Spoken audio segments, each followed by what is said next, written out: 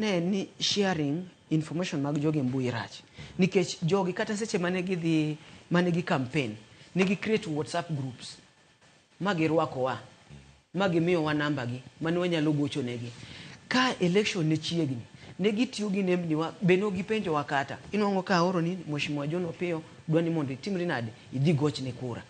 an biro mo penja ni ati John adwaro namba nini mondo aorni message negitimo kinyume makopendi kodwa doka kinyume koro wachak kodgi ere gimomiyo gioro messages ere gimomiyo girwakowa e WhatsApp groups mar konyo gi campaign koro kaka negitimo nwa chani nikech they want to become public figures which already they are koro nyaka they stand to public scrutiny nyaka wanyis gini mheshimiwa ka ma ok gima nwa yieri ne wadene koro kata ka keto namba ni kanyo akete with the right motive ni mai mheshimiwa na ene mana yiere mondo dhi otete ana tene makodhi e bunge to dhi okalo chik mabiro timore nade mabiro nyanyasa yes ero kama na amor kitiyo gi in real life example wacho ni John Opiyo wacho ni gona kura Migori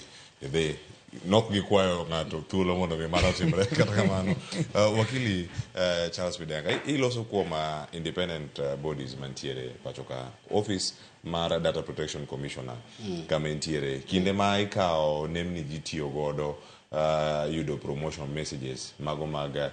kembe mamoko mag opunda gi lengthi sama iwacho ni ero girango M-Pesa mag oganda gilengthi kendo ok gilosi kochopo kama koro jotelo gi mulo ema koro giwuoyo wacho ni gin jok ma rito mana tich girito mana mogo margi kama gintiere debed ni moko ntie ga mana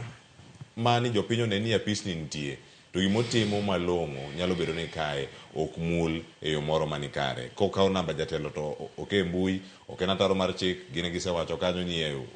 ibo kaw ni okang